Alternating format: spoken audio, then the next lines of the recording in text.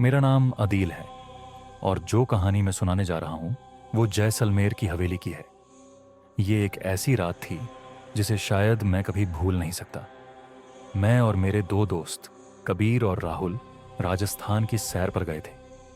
हमने सोचा कि जैसलमेर की हवेली में रात बिताना एक अनोखा तजुर्बा होगा, लेकिन हमें यह नहीं पता था कि वो रात हमारी जिंदगी का हिस्सा बन जाएगी। हवेली बहुत ही अजीब थी, जैसे अपने अंदर कोई कहानी छुपाए हुए। रात के वक्त वहां एक अलग ही सन्नाटा था। गाइड ने हमें खबरदार किया था, इस जगह के कुछ हिस्से ऐसे हैं जहां लोग नहीं जाते, उस तरफ मत जाना। लेकिन इंसानी फितरत यही है कि जो मना किया जाए वही करने को दिल करता है।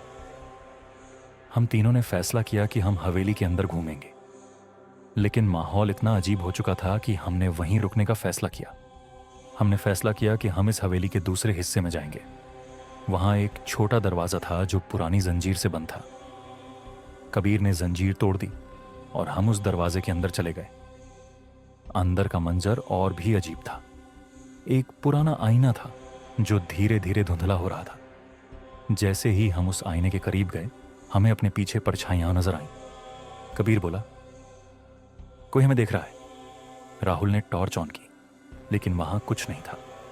राहुल ने कहा, मैं इस जगह को और एक्सप्लोर करना चाहता हूं। वो हमें एक पुराने मंदिर के पास ले गया जो हवेली के सबसे पिछले हिस्से में था। मंदिर के अंदर एक मन्नत का दिया जल रहा था जो बिना तेल के रोशन था। जैसे ही हम मंदिर के पास पहुंचे, एक आवाज सुनाई दी, यहां से वापस जाओ। हम सब डर गए, लेकिन राहुल ने कहा, यह सिर्फ हवा का असर है। लेकिन जैसे ही हमने पलटकर देखा, वहां एक परछाई थी जो धीरे धीरे हमारी तरफ बढ़ रही थी। हमने फैसला किया कि वहां से निकलना चाहिए, लेकिन जब हम हवेली के दरवाजे के पास पहुंचे तो दरवाजा बंद था। वहां एक लकड़ी का संदूक था जो पहले नहीं था। कबीर ने संदूक खोला और उसमें एक छोटी सी मूर्ति थी जो लाल रंग की थी। उस मूर्ति को देखते ही हवेली के अंदर तेज हवा चलने लगी और एक औरत की चीख सुनाई दी।